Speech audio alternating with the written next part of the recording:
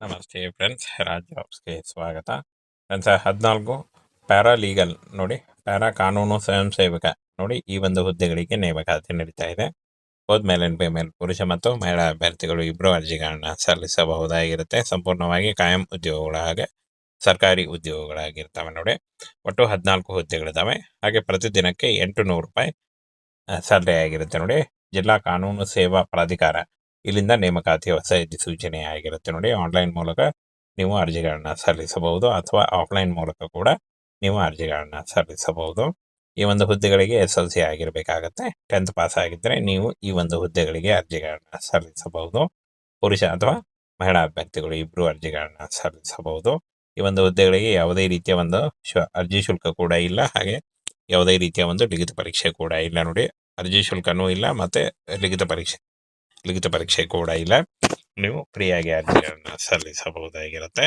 ಹಾಗೇನ ಈ ಒಂದು ಹುದ್ದೆಗಳಿಗೆ ನೀವು ಅರ್ಜಿ ಸಲ್ಲಿಸಲಿಕ್ಕೆ ನಿಮ್ಮ ರೆಸ್ಯೂಮೇನ ಈ ಒಂದು ಅಡ್ರೆಸ್ಗೆ ಕಳಿಸ್ಕೊಡ್ಬೇಕಾಗತ್ತೆ ನೋಡಿ.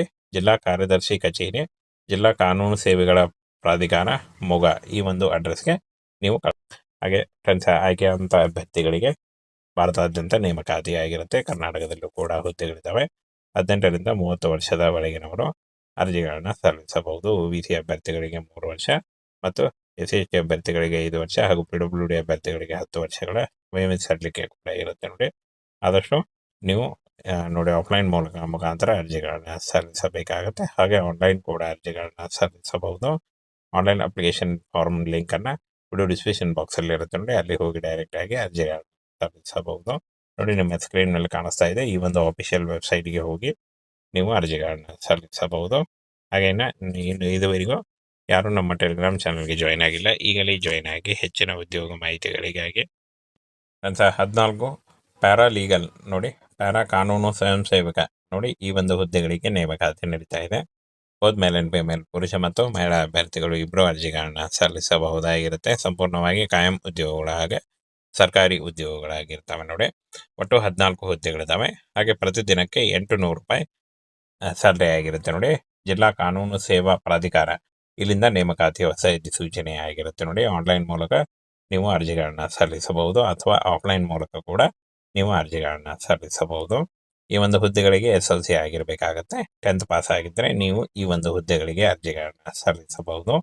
ಪುರುಷ ಅಥವಾ ಮಹಿಳಾ ಅಭ್ಯರ್ಥಿಗಳು ಇಬ್ಬರು ಅರ್ಜಿಗಳನ್ನ ಸಲ್ಲಿಸಬಹುದು.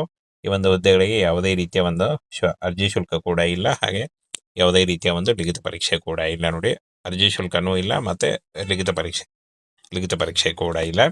ನೀವು ಫ್ರೀಯಾಗಿ ಅರ್ಜಿಗಳನ್ನ ಸಲ್ಲಿಸಬಹುದಾಗಿರುತ್ತೆ. ಹಾಗೇನ ಈ ಒಂದು ಹುದ್ದೆಗಳಿಗೆ ನೀವು ಅರ್ಜಿ ಸಲ್ಲಿಸಲಿಕ್ಕೆ ನಿಮ್ಮ ರೆಸ್ಯೂಮೇನ ಈ ಒಂದು ಅಡ್ರೆಸ್ಗೆ ಕಳಿಸ್ಕೊಡ್ಬೇಕಾಗತ್ತೆ ನೋಡಿ. ಜಿಲ್ಲಾ ಕಾರ್ಯದರ್ಶಿ ಕಚೇರಿ, ಜಿಲ್ಲಾ ಕಾನೂನು ಸೇವೆಗಳ ಪ್ರಾಧಿಕಾರ, ಮೊಗ, ಈ ಒಂದು ಅಡ್ರೆಸ್ಗೆ ನೀವು ಕಳಿಸ್ಕೊಡ್ಬೇಕಾಗತ್ತೆ. ಹಾಗೆ ಈ ಒಂದು ನೋಟಿಫಿಕೇಶನ್ ಬೇಕಾದಲ್ಲಿ ನಮ್ಮ ಟೆಲಿಗ್ರಾಮ್ ಚಾನಲ್ ಇರುತ್ತೆ ನೋಡಿ, ಅಲ್ಲಿ ಹೋಗಿ ನೀವು ಇನ್ನೂ ಹೆಚ್ಚಿನ ಮಾಹಿತಿಯನ್ನು ತಿಳ್ಕೊಳ್ಬಹುದಾಗಿರುತ್ತೆ. ಈ ಒಂದು ಹುದ್ದೆಗಳು ಆಲ್ ಇಂಡಿಯಾ ನೇಮಕಾತಿ ಆಗುತ್ತೆ. ಕರ್ನಾಟಕದಲ್ಲೂ ಕೂಡ ಹುದ್ದೆಗಳಿದೆ. ಹಾಗೆ ಫ್ರೆಂಡ್ಸ್, ಆಯ್ಕೆಯಾದಂಥ ಅಭ್ಯರ್ಥಿಗಳಿಗೆ ಭಾರತಾದ್ಯಂತ ನೇಮಕಾತಿ ಆಗಿರುತ್ತೆ. ಕರ್ನಾಟಕದಲ್ಲೂ ಕೂಡ ಹುದ್ದೆಗಳಿದ್ದಾವೆ. 18ರಿಂದ 30 ವರ್ಷದ ಒಳಗಿನವರು ಅರ್ಜಿಗಳನ್ನ ಸಲ್ಲಿಸಬಹುದು. OBC ಅಭ್ಯರ್ಥಿಗಳಿಗೆ 3 ವರ್ಷ ಮತ್ತು SC ಅಭ್ಯರ್ಥಿಗಳಿಗೆ 5 ವರ್ಷ ಹಾಗೂ PWD ಅಭ್ಯರ್ಥಿಗಳಿಗೆ 10 ವರ್ಷಗಳ ವಯೋಮಿತಿ ಸಡಿಲಿಕೆ ಕೂಡ ಇರುತ್ತೆ ನೋಡಿ. ಆದಷ್ಟು ನೀವು ನೋಡಿ ಆಫ್ಲೈನ್ ಮುಖಾಂತರ ಅರ್ಜಿಗಳನ್ನ ಸಲ್ಲಿಸಬೇಕಾಗುತ್ತೆ. ಹಾಗೆ ಆನ್ಲೈನ್ ಕೂಡ ಅರ್ಜಿಗಳನ್ನ ಸಲ್ಲಿಸಬಹುದು. ಆನ್ಲೈನ್ ಅಪ್ಲಿಕೇಶನ್ ಫಾರ್ಮ್ ಲಿಂಕನ್ನು ವಿಡಿಯೋ ಡಿಸ್ಕ್ರಿಪ್ಷನ್ ಬಾಕ್ಸಲ್ಲಿ ಇರುತ್ತೆ ನೋಡಿ, ಅಲ್ಲಿ ಹೋಗಿ ಡೈರೆಕ್ಟ್ ಆಗಿ ಅರ್ಜಿಗಳನ್ನ ಸಲ್ಲಿಸಬಹುದು ನೋಡಿ. ನಿಮ್ಮ ಸ್ಕ್ರೀನ್ ಮೇಲೆ ಕಾಣಿಸ್ತಾ ಇದೆ, ಈ ಒಂದು ಅಫಿಷಿಯಲ್ ವೆಬ್ಸೈಟ್ಗೆ ಹೋಗಿ ನೀವು ಅರ್ಜಿಗಳನ್ನ ಸಲ್ಲಿಸಬಹುದು. ಹಾಗೇನ ಇದುವರೆಗೂ ಯಾರು ನಮ್ಮ ಟೆಲಿಗ್ರಾಮ್ ಚಾನಲ್ಗೆ ಜಾಯ್ನ್ ಆಗಿಲ್ಲ, ಈಗಲೇ ಜಾಯ್ನ್ ಆಗಿ ಹೆಚ್ಚಿನ ಉದ್ಯೋಗ ಮಾಹಿತಿಗಳಿಗಾಗಿ